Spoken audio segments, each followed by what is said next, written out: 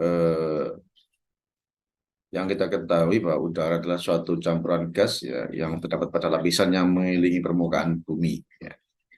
Jadi kita dikelilingi ya ada atmosfer ya dengan berbagai lapisan ya ada lapisan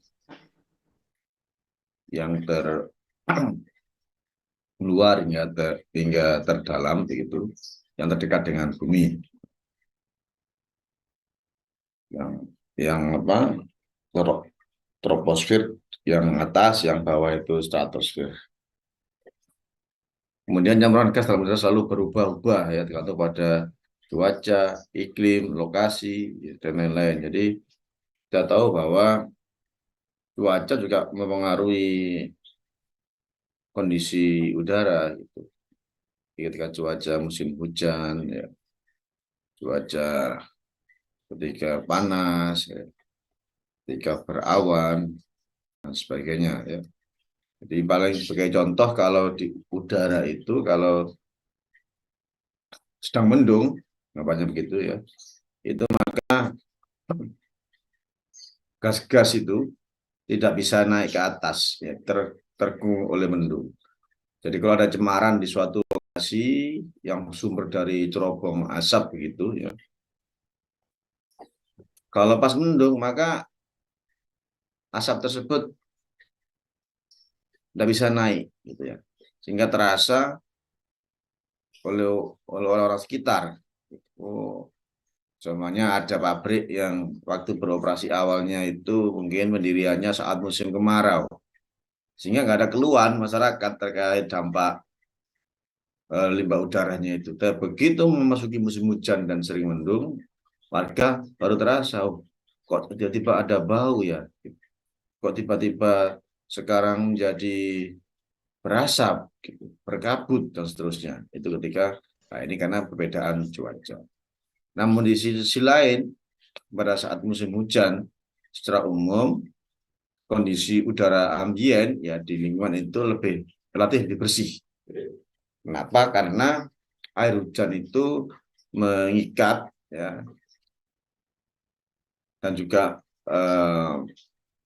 bisa mengikat unsur-unsur gas-gas tersebut ya karena H2O air hujan dan juga secara fisik itu mengikat mencampur ya kalau ada debu-debu apa itu kemudian kena air hujan maka debu-debu tersebut bercampur dengan air hujan sehingga udara relatif bersih. Contohnya sekarang di Jakarta aja pemerintah melakukan uh, upaya untuk membersihkan kondisi udara di Jakarta dengan melakukan hujan buatan.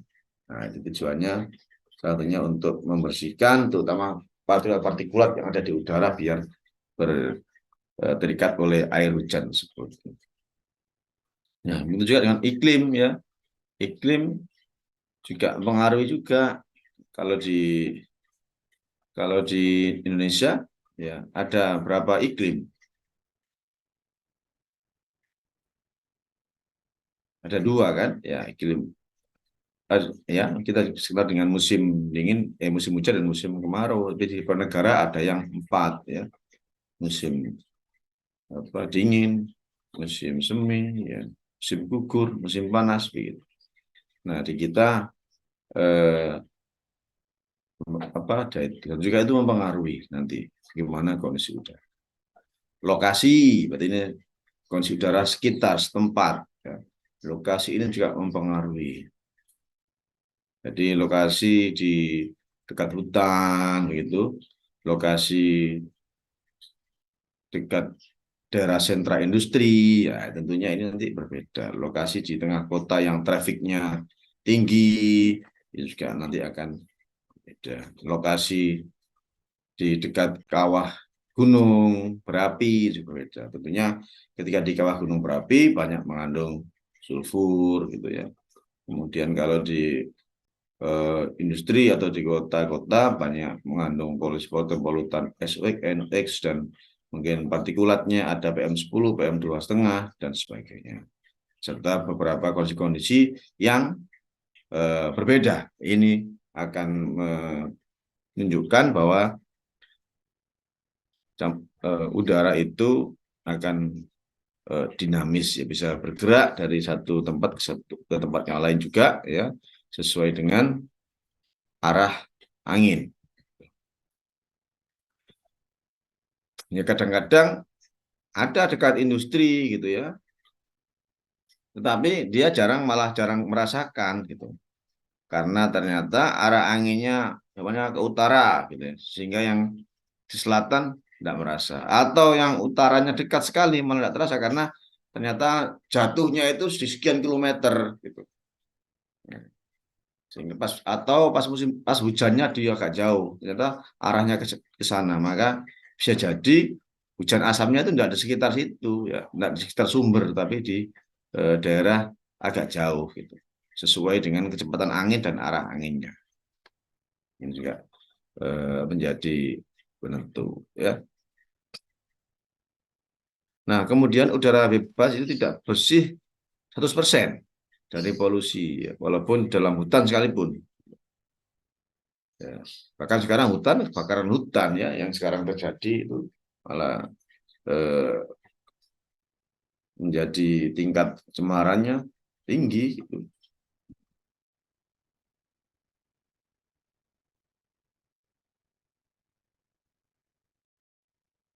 Namun walaupun artinya tidak ada udara yang bebas dari eh, campuran, ya, terkontaminasi gitu. Namun demikian biasanya kalau yang di daerah yang kayak di hutannya masih hijau itu biasanya eh, sangat jauh di bawah baku mutu, berarti masih sangat bersih gitu.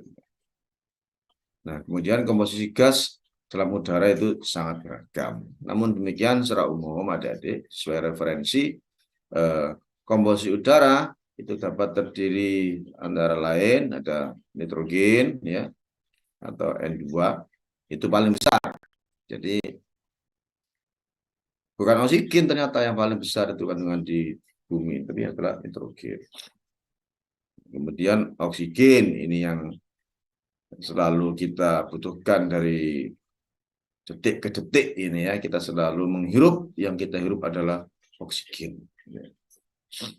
Kemudian ada argon, ya, 0,934%, karbon dioksida, ya, itu ada 0,03114, neon, helium, metana, dan krypton, ya.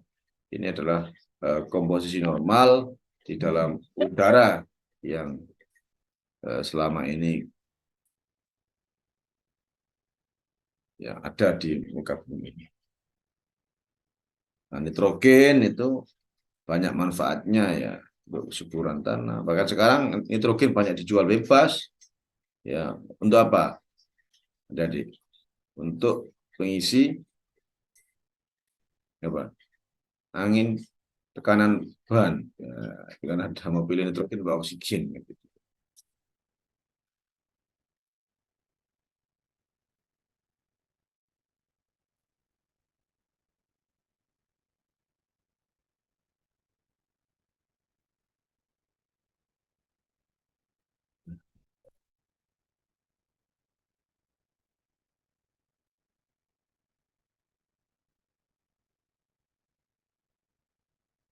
Nah, kemudian polutan yang primer, yaitu polutan yang mencakup 90% dari jumlah polutan udara seluruhnya, dapat dibagi jadi 5 kelompok, yaitu ada karbon monoksida, nitrogen oksida, hidrokarbon, dan sulfur dioksida, serta partikel atau partikulat debu, itu masuk situ.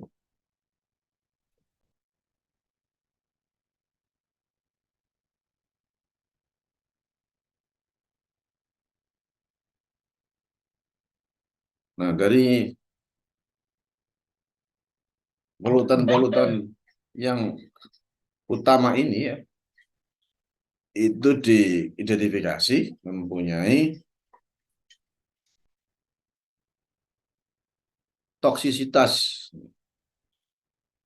relatif polutan udaranya. Jadi ada CO, ya, hidrokarbon, sulfur oxide, nitrogen oxide ya, dan partikel ini ada level toleransi, ada toleransi relatifnya, dan ini CO ini level toleransinya sangat tinggi.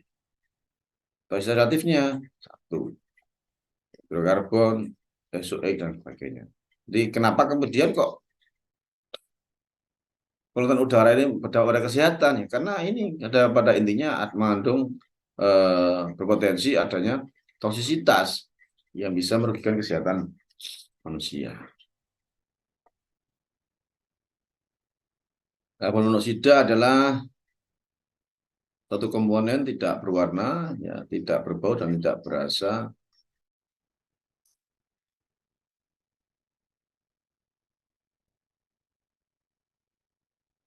pada suhu lebih dari 190 derajat Celcius. Kemudian CO dapat berasal dari proses satu pembakaran, ya. Dalam pembakaran, baik pembakaran ya semua pembakaran, ya. Pembakaran kayu, pembakaran plastik, ada CO-nya, pasti ada dioksinya juga. Ya. Nah, itu masuk pembakaran bahan bakar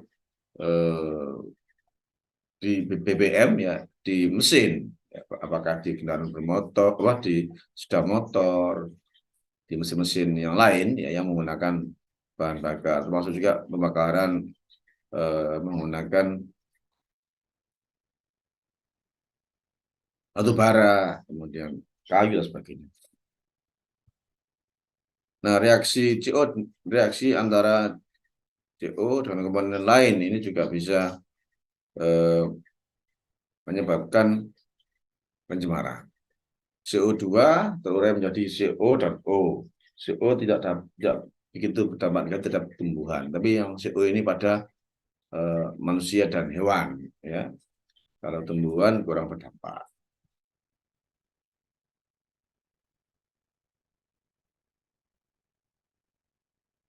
Kemudian nitrogen oxide ya, atau NOx, nanti ada bentuknya NO2, NO3 ya.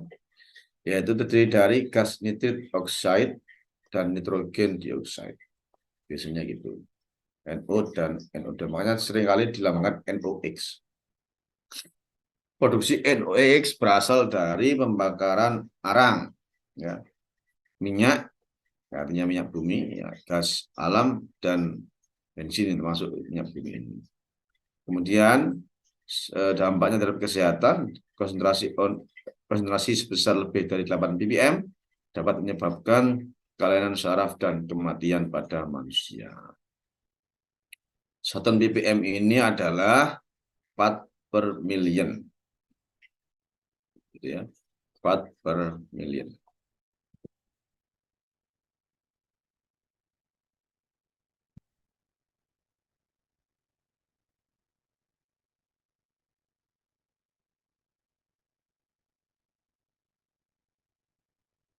Kemudian yang ketiga adalah hidrokarbon. Hidrokarbon merupakan polutan primer karena dilepaskan ke udara secara langsung. Hidrokarbon terdiri dari 3 kelompok, yakni alifatik, aromatik, dan asiklik. Nah, kelompok ini didasarkan pada rumus ikatan kimianya, rantai kimianya. Contohnya ada C6H6, ya. Ini disebut benzen, ya. Itu konsentrasinya 300, itu menyebabkan hanya iritasi. Kalau konsentrasinya 3000 ppm bisa membuat orang menjadi lemas.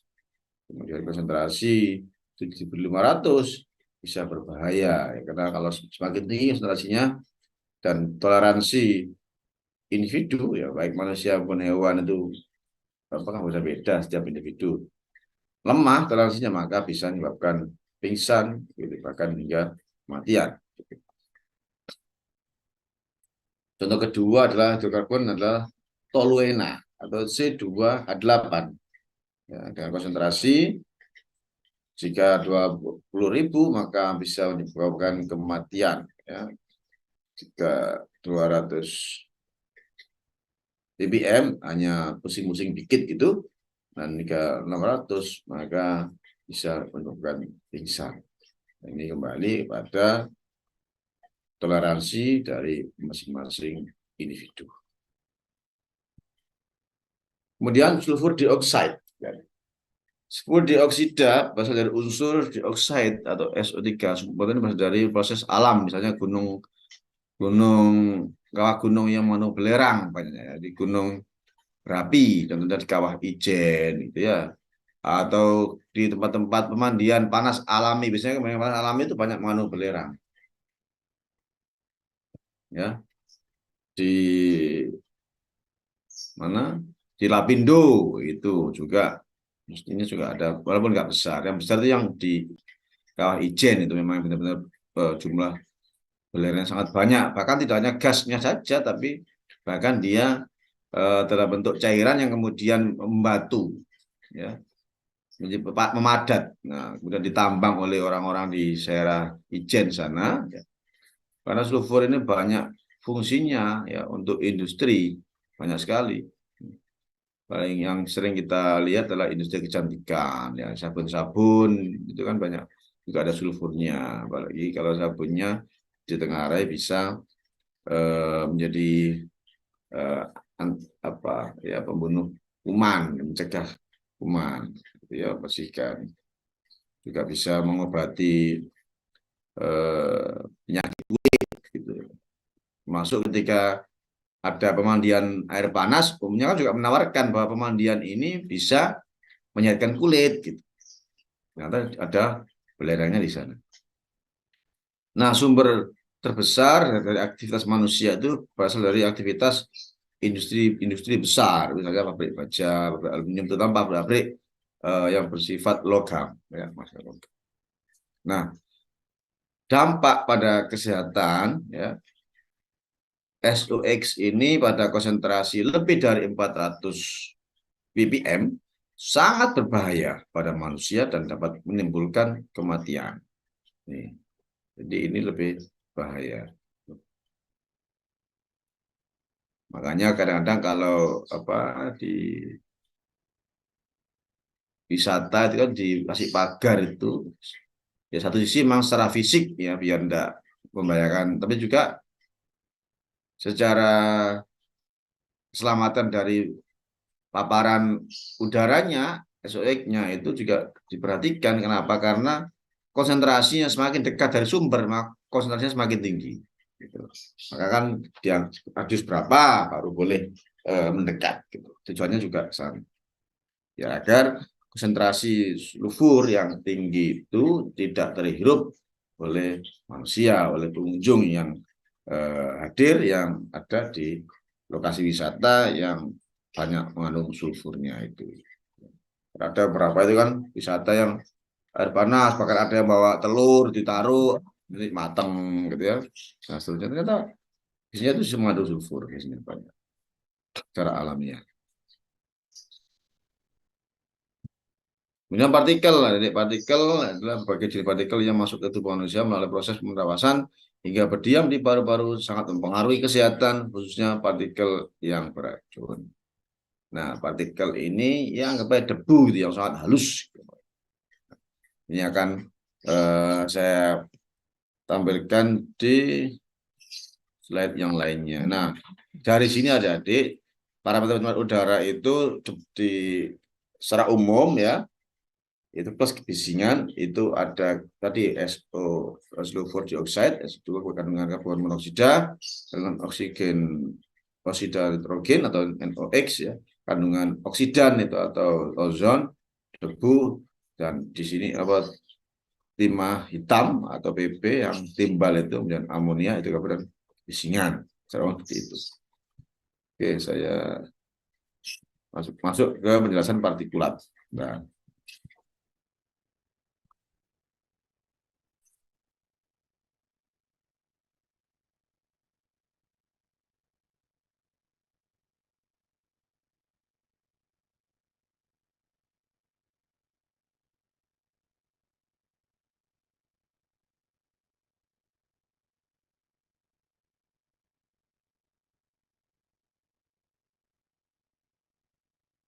nah, saya kira tadi sebelum saya singgung ya bahwa di awal juga waktu kita pertemuan awal kita sampaikan bahwa sumber polusi udara itu umumnya dari alam dan dari aktivitas manusia, ya.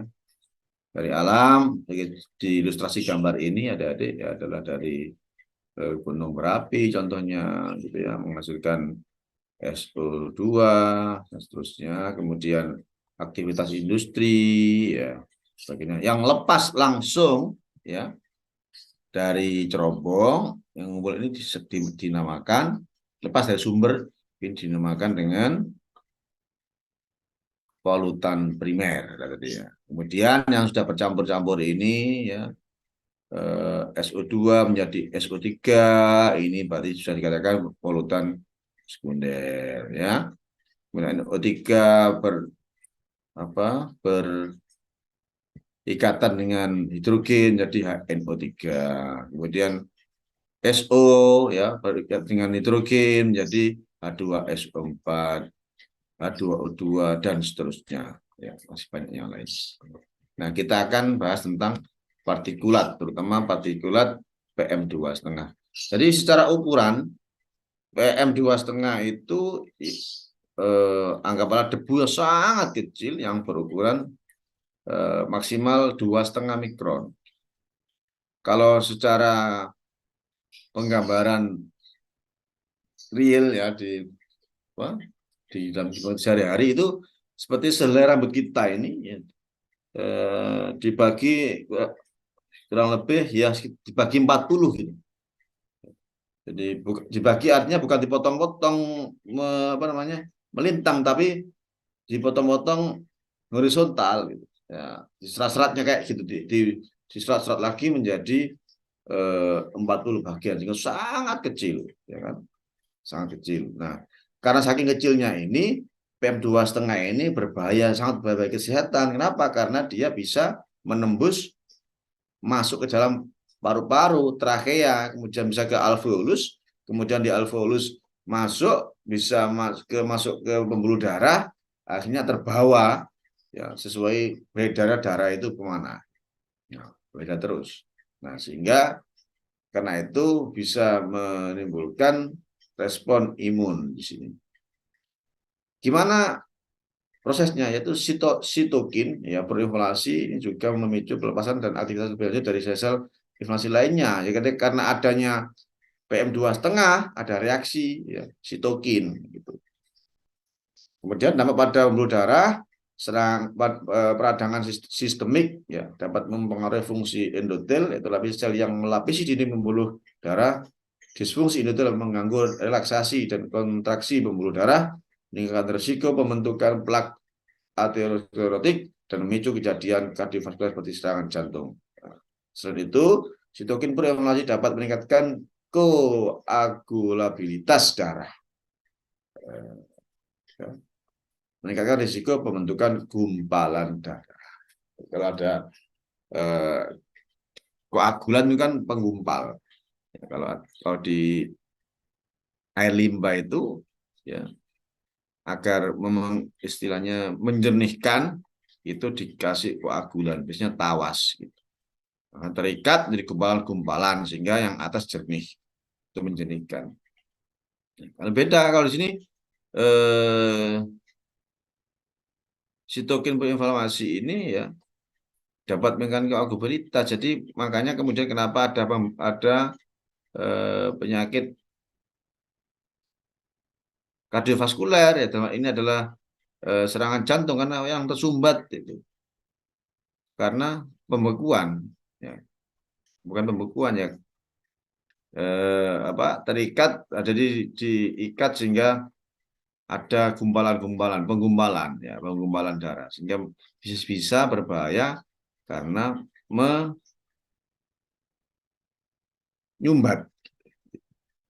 saluran pembuluh darah. Sebagai ilustrasi di sini ada adik, ya, kalau ini adalah pembuluh darah begitu normal alamiah seperti ini. Nah, ketika dimasuki PM2,5, maka di dalamnya di sini ada banyak titik-titik, ini adalah PM2,5 gitu, ketika masuk ini. Sehingga maka terjadi peningkatan tekanan darah. Kenapa? Karena banyak partikulat di sini. Nah, ini lama-lama kalau ini eh, apa? Lama-lama jika semakin banyak konsentrasi dari PM2,5 maka memungkinkan adanya penggumpalan darah. Sehingga kalau darahnya gumpal itu bisa menyebabkan tekanan darah menjadi meningkat. Jika kemudian malah menyumbat maka terjadi serangan jantung mendadak. Nah, kalau penggumpalannya nanti di otak maka terjadi yang disebut dengan stroke.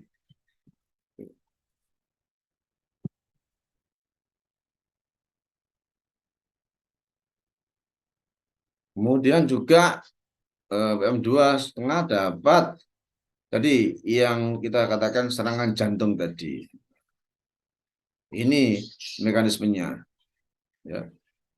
Mekanismenya seperti itu. Jadi eh, faktor-faktor yang mempengaruhi itu faktor usia, kemudian ada tidaknya penyakit kardiovaskuler atau terkait dengan penyakit parunya, obesitas, diabetes, kemudian ginjal kronis, kemudian organ ada transplantasi organ apa enggak, ini sangat mempengaruhi. Ya. Nah, pembentukan plak aterosklerotik ya PM2,5 ini memicu peradangan kronis dan kerusakan endotel ya, sehingga akan membentuk plak.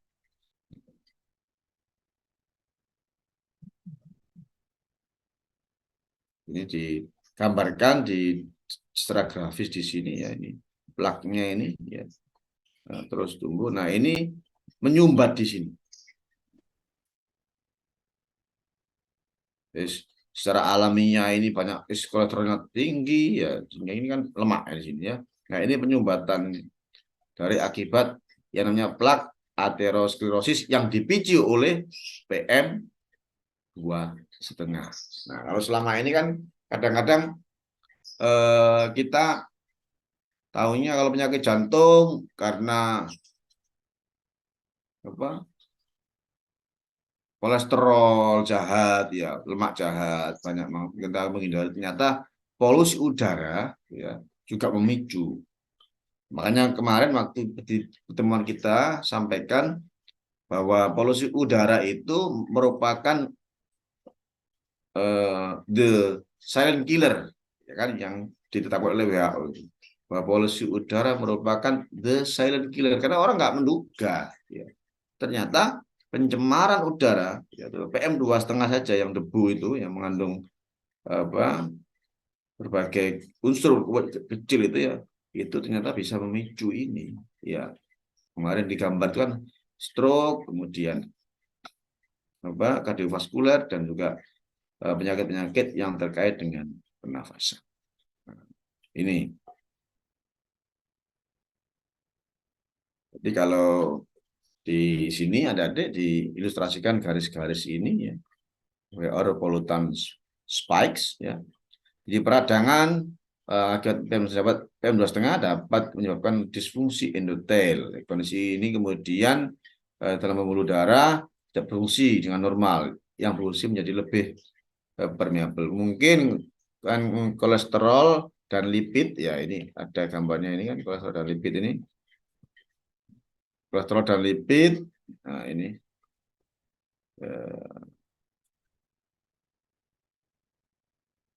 untuk menumpuk di dinding arteri membentuk garis lemak.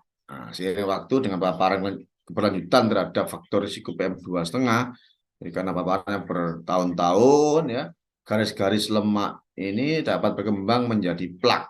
Nah, garis-garis lemak ini menjadi plak aterosklerotik. Nah, plak ini dapat menyempitkan dan mengeras ya pembuluh darah sehingga meningkatkan risiko pembentukan gumpalan darah dan berpotensi menyebabkan serangan jantung karena pembuluh darahnya tersumbat. Nah, kemudian juga PM2,5 dapat memicu kanker paru-paru. Kenapa? Yang pertama, PM2,5 itu memicu adanya produksi radikal bebas dalam sel. Nah, apa itu radikal bebas? Radikal bebas adalah molekul yang sangat reaktif dan dapat merusak DNA, protein, dan lipid dalam sel. Kerusakan DNA tanpa perbaikan yang tepat dapat menyebabkan mutasi yang merupakan langkah pertama menuju kanker. Nah, yang pertamanya karena adanya perubahan DNA. Dan di samping itu PM2,5 ini juga menyebabkan adanya peradangan kronis, ya, di mana paparan yang berlanjut ya sampai lama dari PM2,5 ini dapat menyebabkan peradangan kronis di paru-paru, di mana sel-sel imun yang terlibat dalam respon inflamasi seperti makrofag dan neutrofil dapat melepaskan zat yang merusak DNA.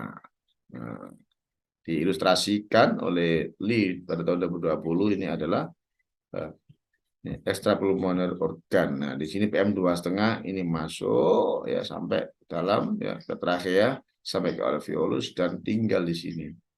Nah, salah satu bentuk antioksidan itu adalah spesies oksigen reaktif, teman, ya, menyebabkan oksidatif stres pada sel, ya, kemudian menyebabkan merusak ini DNA sehingga menginduksi adanya tumor atau kanker di sel paru-paru. Ini.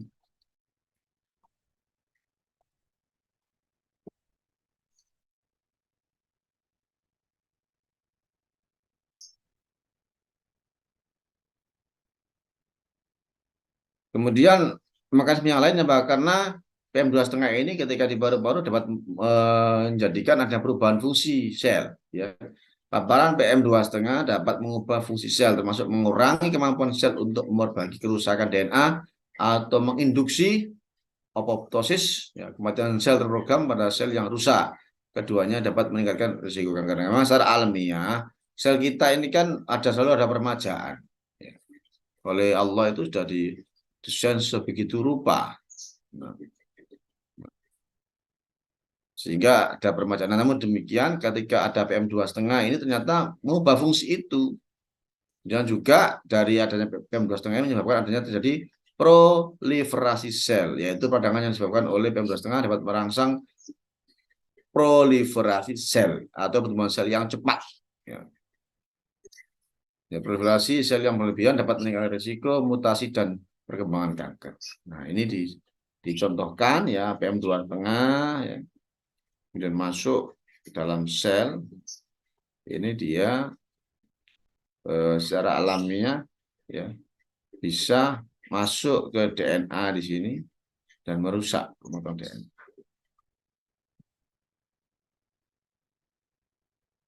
Nah, Adik, untuk mengetahui kandungan partikulat ya maka dilakukan alat pengukuran terhadap partikulat ya dengan alat ukur dengan mekanisme menggunakan kalau yang ini ya ini masih PM10 ya ini ya menggunakan high volume sampler. Jadi kalau ada adik kok lihat kok kayak ada rumah gitu kerucut kecil gitu ditaruh di pinggir jalan, taruh buat apa ini? Ternyata untuk mengukur ini. Yang mekanismenya polutan dari PM itu partikulat itu yang masuk, mau dibaca, difilter. Nah ini di area sensor. Nah sensor inilah yang terbaca muncul sebagai berapa ini anunya apa angkanya gitu konsentrasinya. Nah, kalau ini pengukur debu ya secara umum ya menggunakan high volume sampler, tapi mekanismenya hampir sama ya, sama. Tetap ada di sini flow sensornya yang akan membaca eh, berapa konsentrasi total suspended partikulatnya atau SP atau debunya itu. Ini satu alat ya, rata-rata menggunakan high volume sampler ya kalau untuk mengukur partikulat. Nah, kalau yang lain bisa menggunakan banyak cara ya dengan filter sampler ya kan nanti ada saringannya yang untuk menangkap gas-gas itu SO2, SO2 sebagainya. Itu nanti. Jadi tetap harus ada pengukuran untuk bisa memonitor. Nah, dari situ ada perlu Dari itu dengan kondisi udara seperti itu harus ditetapkan indeks kualitas udaranya. Nah, indeks kualitas udara itu ditetapkan dalam kalau di Indonesia dalam ISPU namanya, Indeks Standar Pencemar Udara. Apa itu ISPU? Itu adalah angka yang tidak mempunyai satuan yang menggambarkan kondisi kualitas udara ambien di lokasi dan waktu tertentu yang didasarkan kepada dampak terhadap kesehatan manusia, nilai estetika, dan makhluk hidup lainnya. Jadi dampaknya tidak hanya pada manusia saja, daripada nilai estetikanya, estetika artinya ya mungkin nanti kalau gas ya bisa bau atau kemudian kok jadi berkabut, hitam dan seterusnya kayak sekarang terjadi di beberapa daerah ya di luar Jawa terutama adanya karhutla, kebakaran hutan dan lahan. Bentar saya tak ambil cas dulu.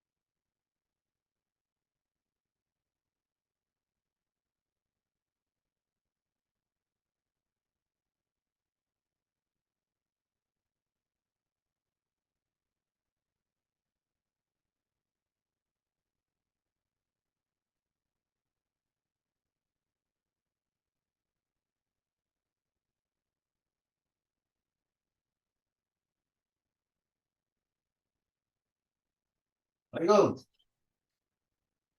Andi. Kok kampus enggak? Nang UIN. Kampus enggak nang UIN kok?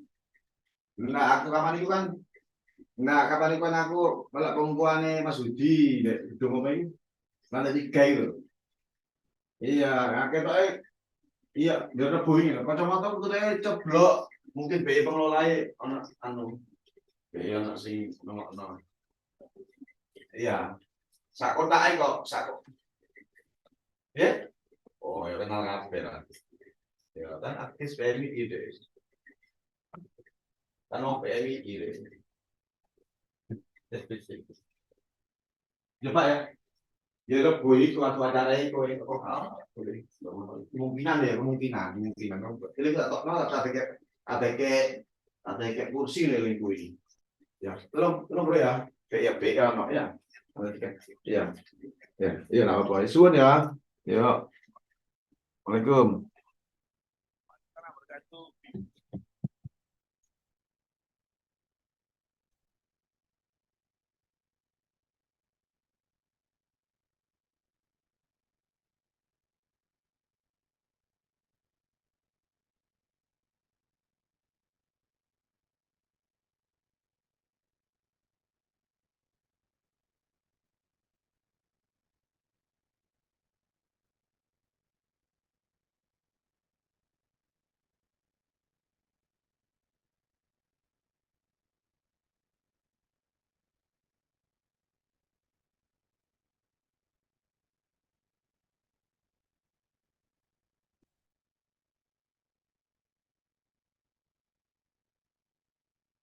Oke, lanjut ada Dek.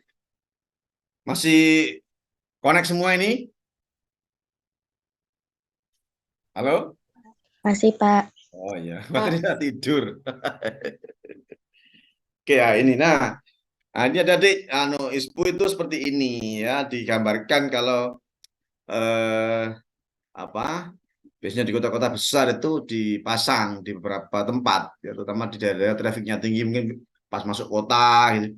Contoh di Surabaya itu di Ayani itu ada pemasangan alat untuk mendeteksi ISPU ya. Nah, ISPU ini ada kategori baik, sedang, tidak sehat, sangat tidak sehat dan berbahaya.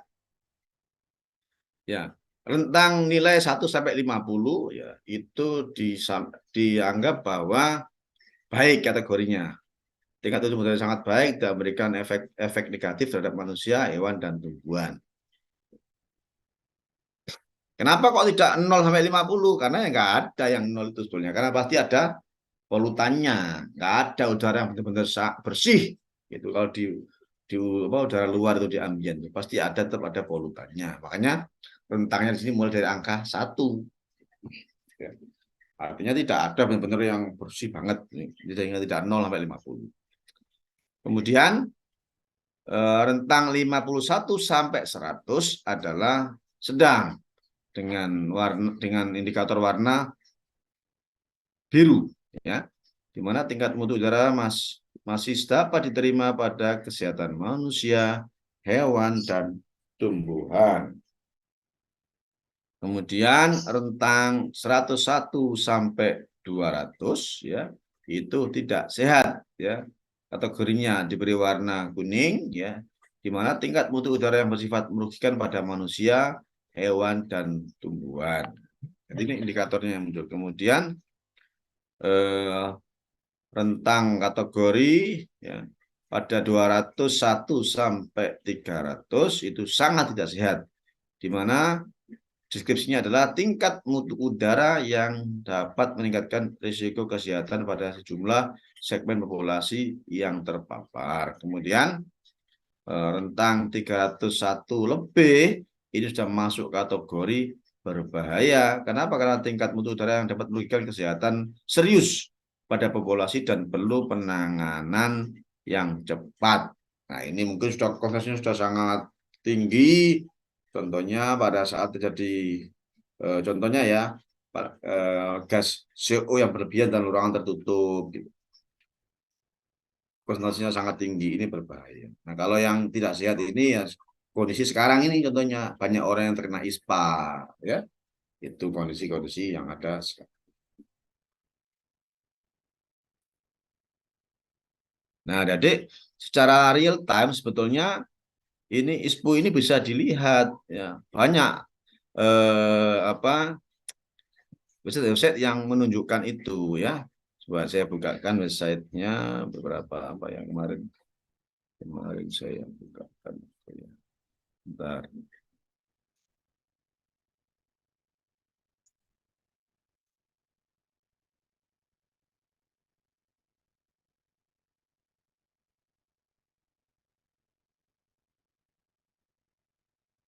Ya, berikan ini ya alamatnya.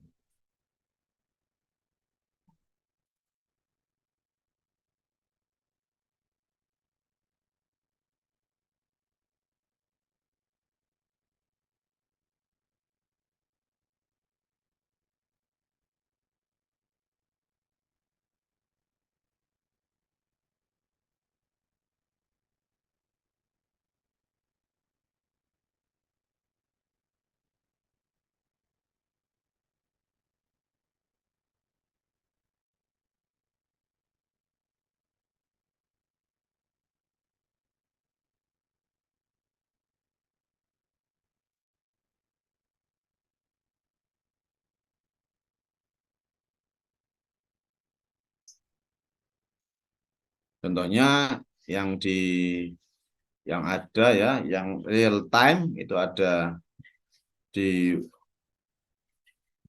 World Air Quality Index ya, di WAKI. Nah, ini adik-adik, bentar saya akan share screen.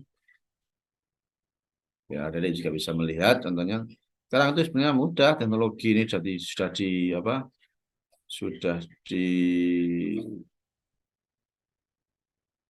difasilitasi ya. Ya, kelihatan ya sudah ada ya. Nah, ini kalau kita perbesar ini di waki.info.id ini ya. Ya, ini secara umum, nah, ini di Indonesia ini ya, ini real times ya, hari ini jam sekarang. Nah ini contohnya di mana ini? Jakarta ini 166 ya, 2 jam yang lalu ya, tak berarti masih ada di sini. Jakarta ini 166 masuk kategori tidak sehat. Ya. Ini dari segi skala kualitas udaranya ya. Kemudian mana lagi yang 190 ini mana nih? Coba saya. Nah ini tidak sehat Palembang 190 lebih anu lagi sini contohnya ya. Dilihat ke indeks kualitas udara real time-nya. Memang tidak semua kota ada indikatornya karena alat-alatnya terpasang nggak hanya ada kota-kota besar gitu ya. Ini 97 ini mana nih Surabaya dapat. Malang nggak Malang ini tengah-tengah ini moderat ini ya, ya sedang gitu ya. Ya ada bahaya juga warnanya sudah masuk agak kuning ini. Ini dari BMKG ya. Terus mana ini? Sleman itu berarti ya coba Jogja ya. Nah, di sini juga ada layarnya nih. Yang ini nanti kita lihat indeksnya. Kalau kita mau lihat masing-masing parameter, itu ada PM2,5 mana yang tinggi. Ini ada Bandung, ada Jakarta, ini tinggi. Ya. PM10-nya kan diukur berarti. Ya diukur karena memang WHO sekarang menggunakan partikel yang diukur adalah PM2,5. Ozonnya ya, relatif bersih, kemudian nitrogen dioksidnya bersih, sulfur dari bersih, karbon. Nah, ternyata sumber terbanyaknya dari indeks pencemar ini adalah dari partikulat ya, yang dinilai ya ini alatnya memantau di situ dari partikulatnya. Bisa ada deh ya, bisa kelihatan ini ya. Halo? Bisa, Pak. Iya. Nah, coba kalau kita lihat kota-kota yang lain, bayangkan ada yang nilainya 421 indeksnya ini di mana ini? Coba kita lihat. Berbahaya di India. Ya, ini India mana ya? Terus India saja sini. India ini 421 ini berbahaya. Mungkin ini daerah-daerah yang eh, apa? Mungkin sentra industri gitu ya. Nah, ini dengan apa?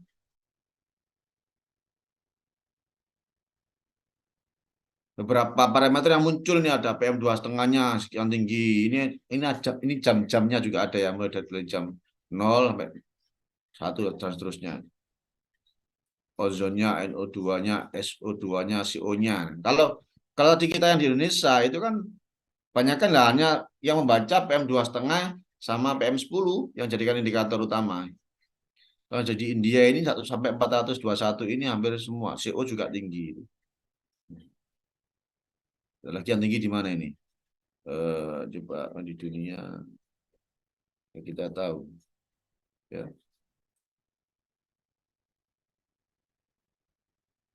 Luar biasa India ini berbahaya sekali di daerah mana ini ya.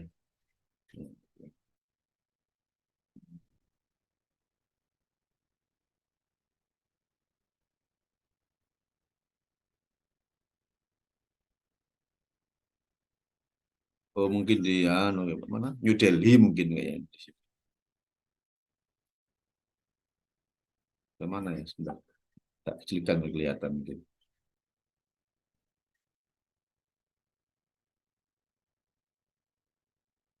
Oh pasar di Bhopal. Memang di Bhopal ini kan ada pusat industri itu sana kan. Kimia memang kalau di India itu di Bhopal itu. Makanya dia sangat berbahaya ini.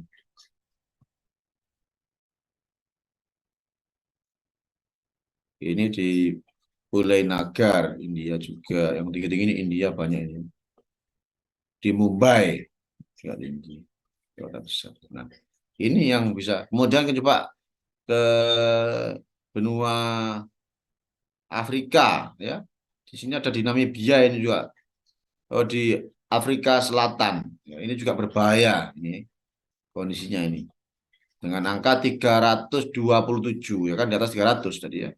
Nah, itu negara. Coba di negara lain yang di arah di Eropa ini siapa ini?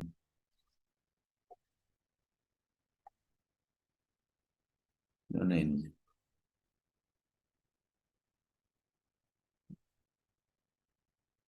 Sangat tidak sehat. Yang tertinggi di India tadi. Ya. Ini adik-adik contoh bagaimana kita bisa ngecek real time kondisi analisis kualitas udaranya ya. Indeks kualitas udara atau AQI, Air Quality Index. AQI ya, bukan AQI, bukan K, pakai Q. AQI ya. Air Quality Index. Sampai sini mungkin ada pertanyaan adik-adik? Ada? Oke, kita Masih lanjut. belum, Ada? Monggo. masih belum, Pak. Belum ya? Siap, masih. Kita lanjutkan. Stop share.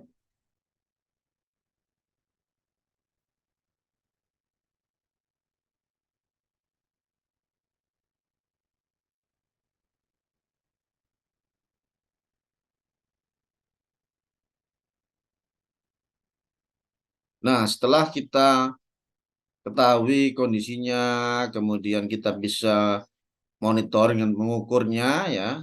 Kondisi artinya setelah tahu kondisi dan tingkat bahayanya, maka kita bisa mengukur ya dengan alat-alat ya. Tadi contohnya partikulat, kemudian kita tentukan indeksnya itu tadi. Kemudian setelah itu kita perlu upaya pengendalian. Butuh dikendalikan ya. Dengan apa nanti? Banyak darah. Aduh. Lipat kita.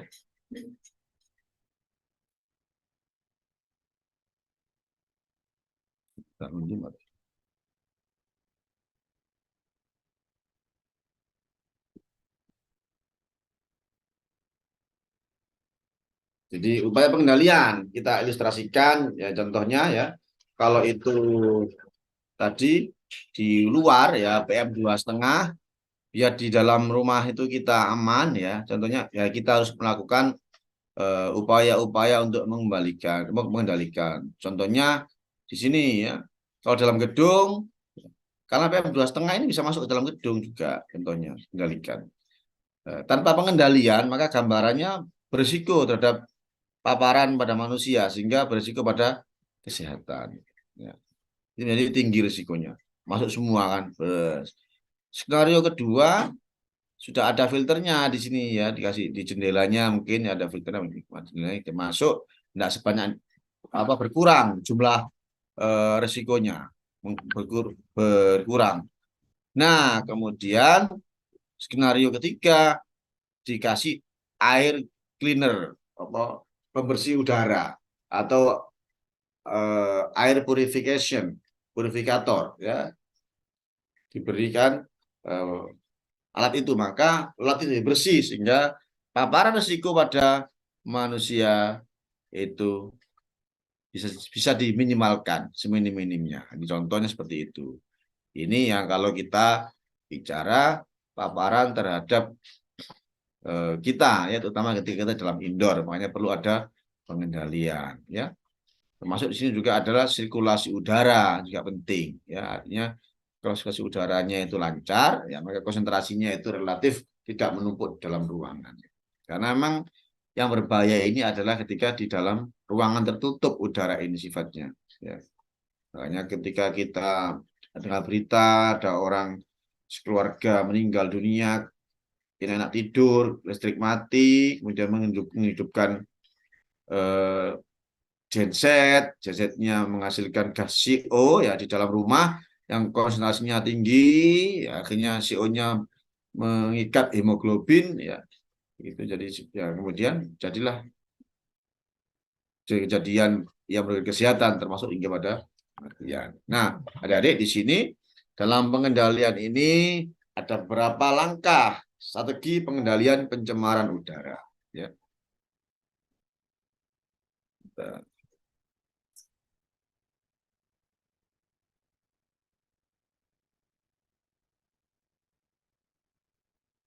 7 ada, ingat itu ada 7 ya. 7 strategi pengendalian pencemaran udara. Yang pertama adalah pengendalian emisi kendaraan. Ya.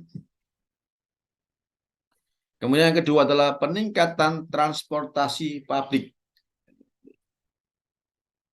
Yang ketiga, penghijauan kota.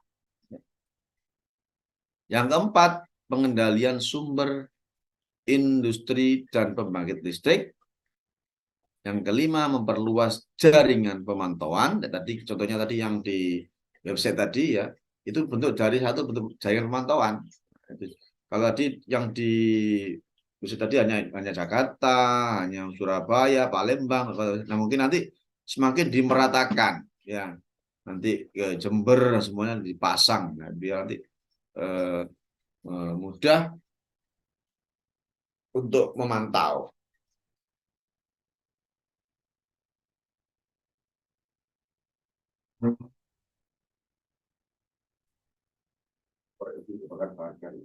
Oh,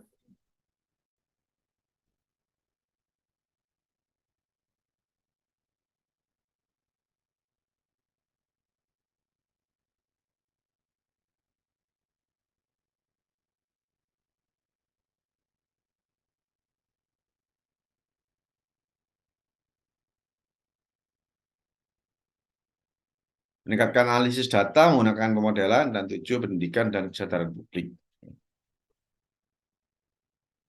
Nah, jadi sebagai tambahan informasi ya bahwa untuk standar emisi di Eropa itu menetapkan Eropa itu emisi Euro 1, Euro 2, Euro 3, Euro 4, Euro 5, Euro 6. Ya, kalau kita semuanya kok lihat di kendaraan bermotor kalau ada tulisan Euro berapa gitu ya. Di mesin juga Euro berapa, itu berarti dia ada standar ya. Contohnya Euro 1 itu diperkenalkan pada tahun 1992 untuk kendaraan penumpang. Nah, Euro 1 ini menetapkan batas untuk karbon monoksida, hidrokarbon, nitrogen oksida, dan partikel untuk kendaraan diesel. Ya, jadi kendaraan diesel berarti apa? Berarti BBM-nya adalah jenis DEX ya, atau solar gitu ya. Kemudian Euro 2 diperkenalkan pada tahun 1996 ya, jadi pada belum lahir ini, dengan batas emisi yang lebih ketat ya, khususnya untuk NOx. Jadi semakin lama semakin ketat apa namanya standarnya ya dari Euro ini.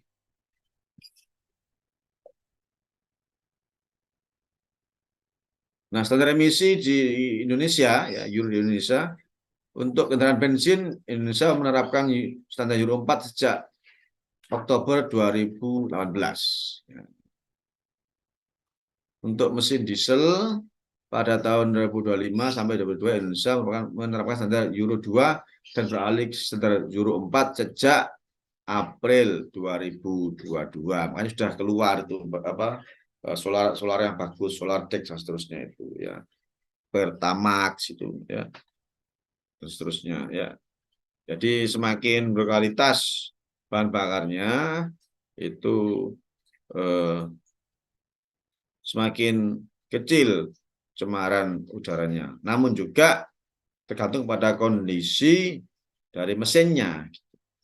Kalau mesinnya terawat, ya, pembakaran di sistem pembakaran mesinnya bagus, bisa sempurna, maka bisa mengeliminir atau meminimalkan jumlah atau jenis polutan yang ditimbulkan. Kemudian negara tetangga seperti Thailand telah melakukan Euro 4 sejak 2011. Singapura dari tahun 2014 dan Filipina mulai 2016. Kita termasuk agak apa ya, Tuturi Handayani itu di belakang setelah Rapopo gitu ya, menerapkan ini. Ini di tabel ini disebutkan tanggal dikenalkannya dan batasan emisinya ya. Euro 1 itu NOx-nya itu 0,97 per gram per kilometer. Dan semakin lama semakin menurun ya. Semakin menurun. Semakin ketat. Ya. PM-nya awalnya 0,11 jadi 0,1, 0,05, 0,025, kemudian turun lagi 0,005, 0,045, terus turun. Artinya diharapkan udara ini bisa dikembalikan semakin bersih.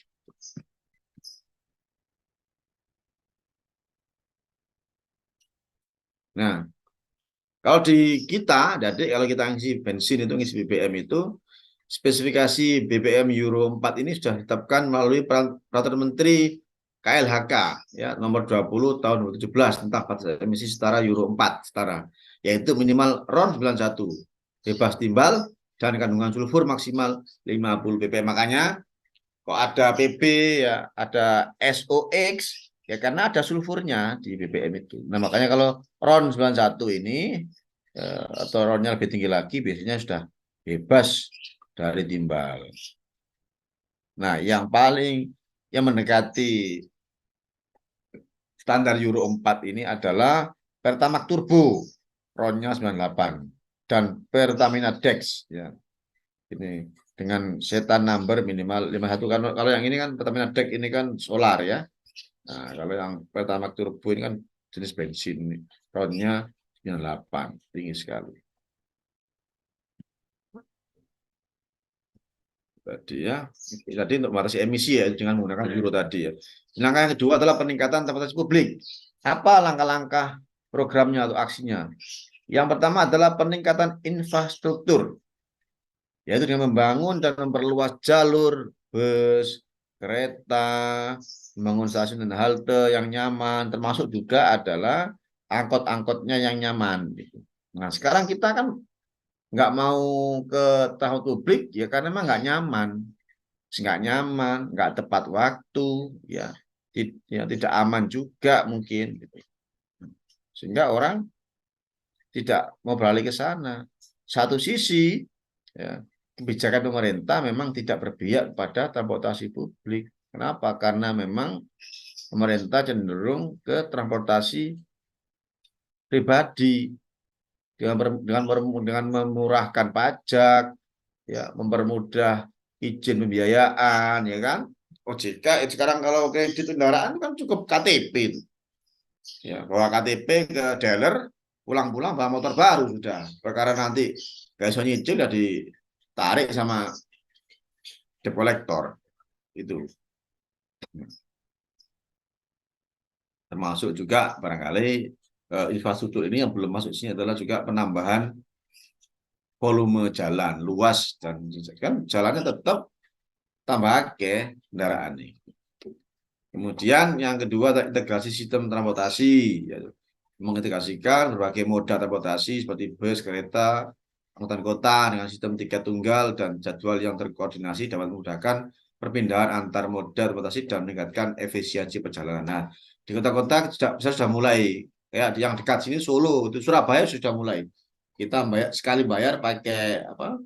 Pakai uang elektronik itu, ya, pakai bis itu, kemudian nanti ada kalau mau masuk ke perumahan-perumahan itu ada angkot-angkotnya yang sudah terkoneksi gitu. Jadi integrasi. Kemudian peningkatan layanan yang berkualitas, ya, yaitu meningkatkan frekuensi dan keandalan layanan transportasi publik sehingga dapat mengurangi waktu tunggu dan membuat perjalanan lebih dapat diprediksi. Tentunya kata kalau di Jember itu mungkin dari Tawang Alun mau ke kampus itu, oh, ada kepastian nyampainya mungkin maksimal 30 menit. Nah, sekarang kan lebih gitu ya. Ngetepnya sanggon-gon nggak jelas gitu ya. Sampai kampus akhirnya ya orang cenderung pakai sepeda motor, ini semakin lama sepeda motor semakin banyak. Kalau kita lihat di negara maju kan sepeda motor ini jarang, yang banyak mobil. Karena sepeda motor ini ternyata emisinya lebih besar daripada mobil. Sepeda motor ini. Nah, di negara tetangga aja di Singapura tuh susah kalau lihat jalan raya nyari sepeda motor. Tidak ada. Karena kebijakannya emang ke tahun publik.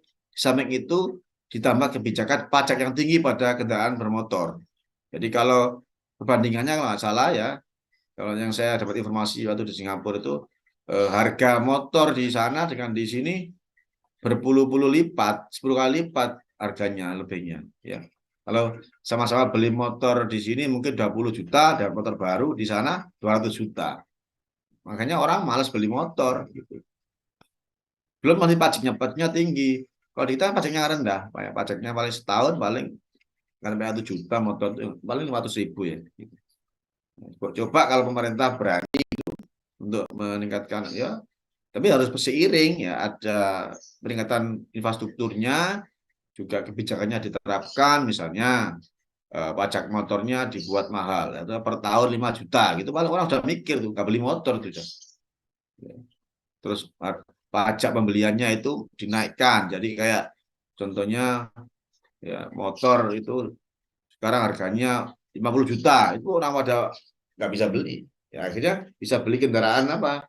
Listrik, ya kemudian sepeda, sepeda, ya, sepeda biasa itu, sepeda pancal ya, sehingga saya yakin itu otomatis eh, beralih ke tahun publik jika itu kemudian diberikan publik yang baik, ya, atau beralih kepada kendaraan yang tidak menggunakan BBM karena harganya mahal. Termasuk ada kebijakan dan insentif pemerintah, ya pemerintah dapat memberikan subsidi atau pendanaan untuk transportasi publik agar tarif tetap terjangkau. Mungkin subsidinya dialihkan, jadi pajak yang tinggi itu dialihkan untuk subsidi angkot gitu. Nah, angkotnya subsidi itu tiap tahun berapa. Nanti ada kadisnya tiap penumpang disubsidi berapa rupiah sehingga lebih murah ke penumpang. Nah, sebagai ilustrasi adik-adik bahwa jumlah kendaraan kita itu meningkat terus. Ini data dari DKI, ya dari BPS dan Kepolisian Republik Indonesia. Di Korlantas Polri itu jenis kendaraannya mobil penumpang tahun 2020 3.300.000. 2021 penumpang meningkat 3.500.000. 2022 meningkat jadi 3.700.000. Agustus kemarin ya terakhir ini belum habis di 2023 itu sudah meningkat menjadi 3.800.000. Ya, kami meningkat terus. Bis juga meningkat terus. Truk, sepeda motor yang signifikan peningkatannya. Ya. Sepeda motor meningkat terus. Jutaan tiap tahun meningkatnya, sampai 500.000, setengah juta, gitu. Juta lebih malah ya. Makanya kita yang mengendalikan pencemaran udara ya agak susah gitu karena seperti ini.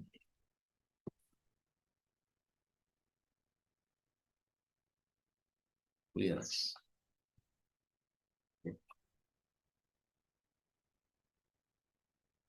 Nah, sehingga di kota-kota besar eh, ada kendaraan komuter ya, komuter itu pulang pergi ya, apa ya, pulang balik ya, komuter dari Bekasi ke Jakarta, dari Bogor ke Depok gitu. Kalau di Jember mungkin nanti ada komuter tuh mungkin Bondowoso Jember gitu ya nantinya, kemudian Tanggul Jember gitu ya, atau paling jauh nanti masuk Banyuwangi Jember bisa komuter tuh. Kalau kemudian Lumajang Jember ya sekitar, karena pusatnya mungkin kan di Jember. Nah, berdasarkan terkait dengan eh, apa kemacetan, ya karena kemacetan ini berkorelasi positif dengan kualitas udara. Gitu. Semakin macet maka semakin buruk kualitas udaranya. Gitu. Kenapa? Karena konsentrasi eh, polutan itu kan setempat akhirnya. Semuanya menghidupkan kendaraan, padahal nggak bergerak. Ya kan? Nggak bergerak, otomatis di sana semakin menumpuk. Gitu. Nah,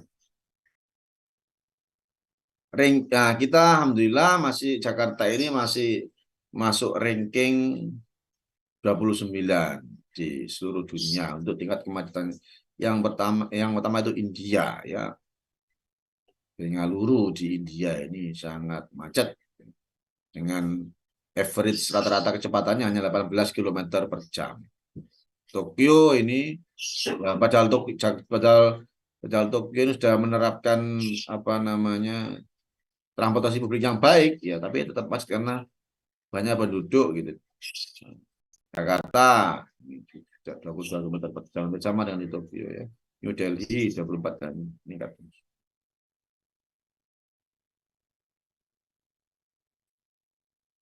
Ini contoh juga diambil di website ini kemacetan Jakarta real time. Sekarang kan kita juga bisa lihat dari Google ya kan. Google Map itu kan sudah menunjukkan kalau kita mau kemana itu ada dikasih jalannya warna merah, ya warna hijau, kuning dan seterusnya. Itu sudah real time ya. Jadi perjalanan per 10 km per 10 km itu di Jakarta ya karena kondisinya bisa 18 menit 9 detik. Ini contoh waktu tempuh ya.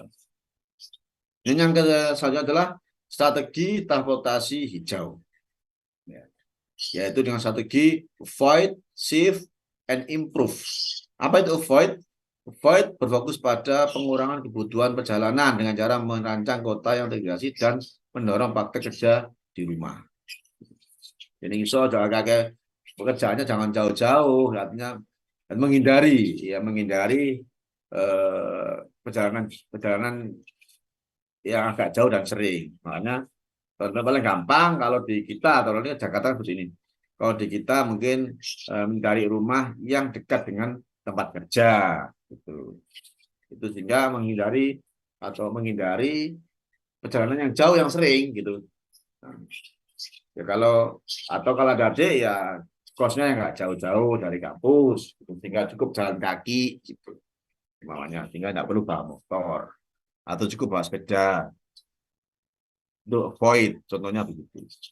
Kemudian shift, yaitu mengarahkan masyarakat untuk shift itu beralih dari moda transportasi yang kurang efisien ke moda yang lebih berkelanjutan seperti transportasi publik, jalan kaki, bersepeda atau mungkin sepeda listrik ya. Kemudian yang ketiga, improve adalah fokus pada peningkatan efisiensi dan keberlanjutan moda transportasi yang sudah ada, misalnya adopsi teknologi yang lebih canggih, bahan bakar alternatif yang lebih ramah lingkungan, gitu ya. Contohnya itu dengan contohnya teknologi kendaraan listrik, gitu contoh untuk improve ini. Terus dan itu selalu diupayakan. Atau yang hybrid ya, awalnya BBM kita sudah berjalan sekian kilometer beralih ke listrik kalau sudah bisa menghasilkan energi listrik sendiri sehingga efisien dalam BBM-nya. Sudah mulai sekarang beberapa kendaraan sudah hybrid ya. Teknologinya sudah hybrid. Yang strategi adalah strategi pola transportasi makro, yaitu mengembangkan angkutan umum massal seperti MRT Jakarta, LRT, kemudian juga bus rapid transit, busway dan seterusnya. Dan kemudian adalah pembatasan lalu lintas, ya, pembatasan penggunaan kendaraan bermotor, ya, electronic road pricing ada di tempat harganya, pembatasan parkir, fasilitas parkir, kendaraan dan sebagainya. Termasuk ada beberapa Jakarta itu ada ganjil genap dan seterusnya diterapkan untuk ke sana. Kemudian peningkatan kapasitas jaringan, ya, yaitu dengan intelligent transport system, pelebaran jalan, ada flyover, underpass, pengembangan jaringan jalan dan pedestrianisasi. Atau itu adalah pedestrian itu jalan untuk berjalan kaki. Ada juga jalur sepeda itu juga dikhususkan. Ini peningkatan kapasitas jalan. Masalahnya kadang-kadang nambah pedestrian, nambah jalan sepeda, tapi nggak nambah luasan jalannya, nggak nambah panjang jalan, ya akhirnya juga sama saja gitu. Akhirnya orang pada masuk ke jalur sepeda, bahkan Jakarta itu jalur busway kan sendiri sudah dibatasi itu, masih ada yang masuk gitu, akhirnya ada kecelakaan dan sebagainya ya karena tidak ada penambahan luas jalan gitu. Ya. tidak ada pelebaran, penambahan juga nggak ada gitu. Sementara laju kendaraan bertambah terus. Seharusnya ini ada pemerintah harus berani ini mengurangi itu laju kendaraan dengan cara apa? Dengan cara memperbaiki apa tadi, transportasi publik dan juga membatasi agar orang tidak bisa atau membatasi orang agar tidak beli. Dan yang penting lagi juga adalah aturan beroperasinya kendaraan-kendaraan yang sudah tua-tua itu.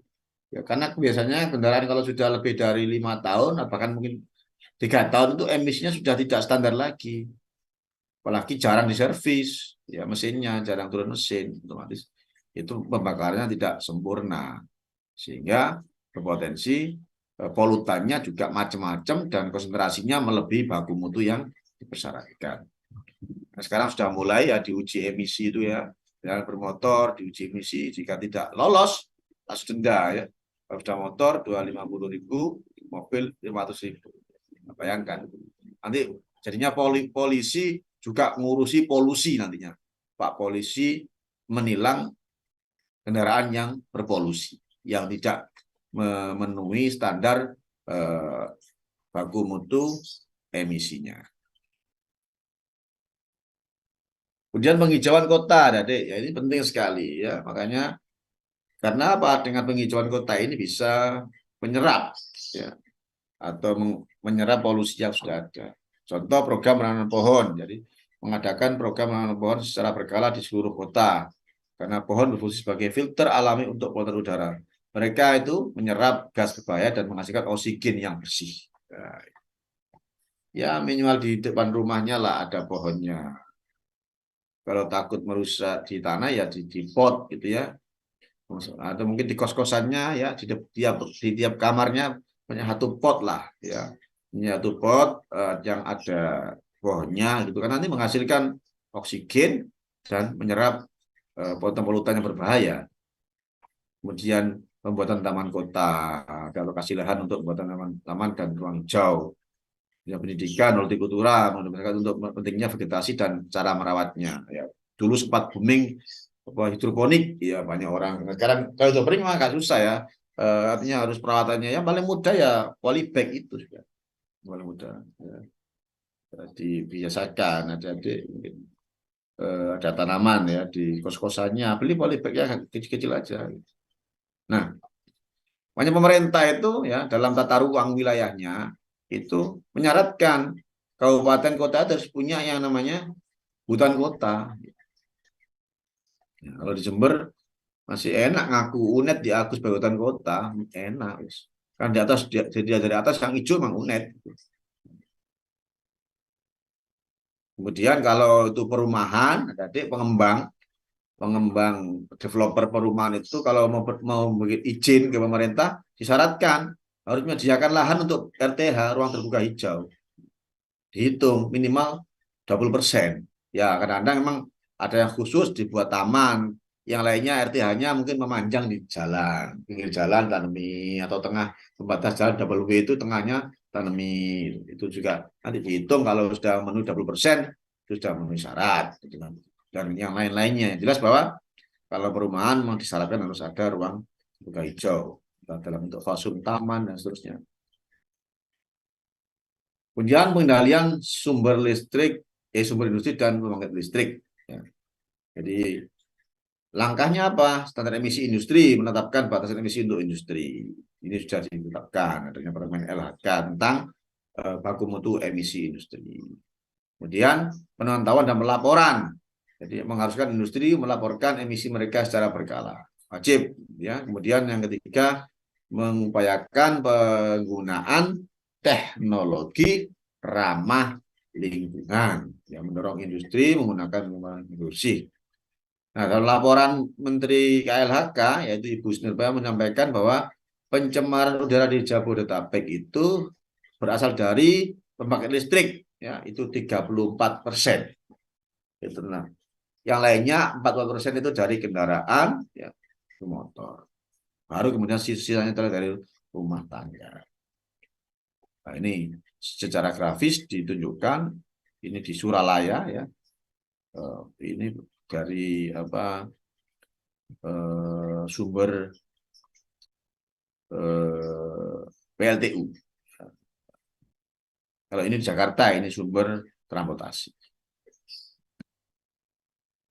Kemudian yang kelima, memperluas jaringan pemantauan, yaitu dengan memperluas air quality monitoring system tadi yang di WAKI, yang di website yang saya tunjukkan tadi itu, dipasang alat sehingga real time bisa dilihat, sehingga masyarakat bisa melihat dan ada warning ya di speed, mau masuk ke jalur Surabaya lu kok merah warnanya ini, wah berarti nggak siap pakai masker, lebih terus atau nggak usah masuk deh. Ya, sekarang adanya kebakaran hutan ya di beberapa wilayah di Indonesia, di Kalimantan, di Sumatera, sampai sekolah diliburkan karena mungkin sudah bahaya, sudah di beberapa tempat kan sangat tinggi konsentrasi asapnya, mungkin ispunya lebih dari 300, ya berbahaya, harus diliburkan, nggak boleh orang keluar rumah gitu. Batasi. Nah, contohnya begitu. Yang keenam, yang meningkatkan analisis data menggunakan pemodelan. Ya, modelkan seperti apa nanti itu. Contohnya pemodelan seperti ini ya.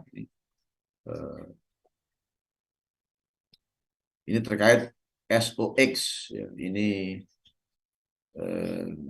laut, ini darat. Kemudian di wilayah-wilayahnya mana ini yang muncul, ini ada yang warnanya merah, ini berarti lebih dari 8 angka. Nah, tentunya ini ada program-program komputer yang bisa memodelkan.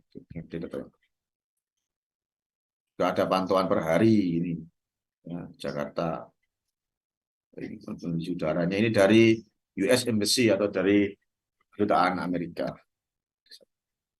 Kemudian juga dipantau, dilihat dari perbedaannya. Tadi saya katakan di awal bahwa ada beda antara siang dan malam hari.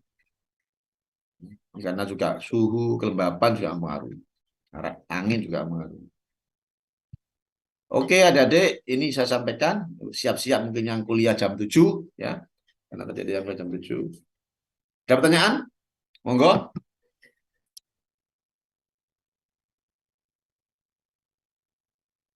Halo? Masih pada join? Masih, Bapak. Masih ya. Udah jelas yang saya sampaikan tadi? Udah jelas semuanya? Insya Allah sudah, Bapak. Kalau sudah ya. Oke, kalau sudah, saya tak absen dulu deh. Ini saya belum absen tadi.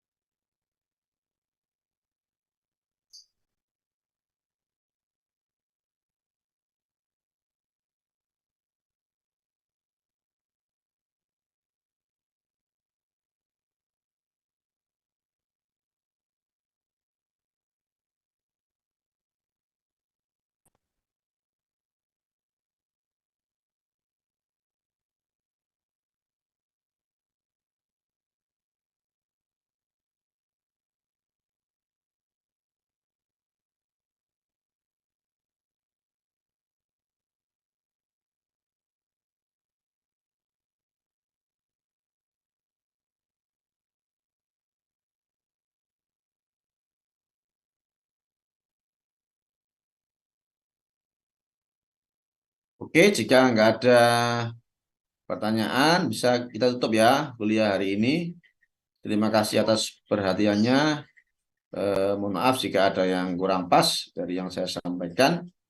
Semoga apa yang kita diskusikan hari ini, yang kita bicarakan hari ini ada manfaat barokahnya. Saya akhiri. Wa'alaikum minkum. Wassalamualaikum warahmatullahi wabarakatuh.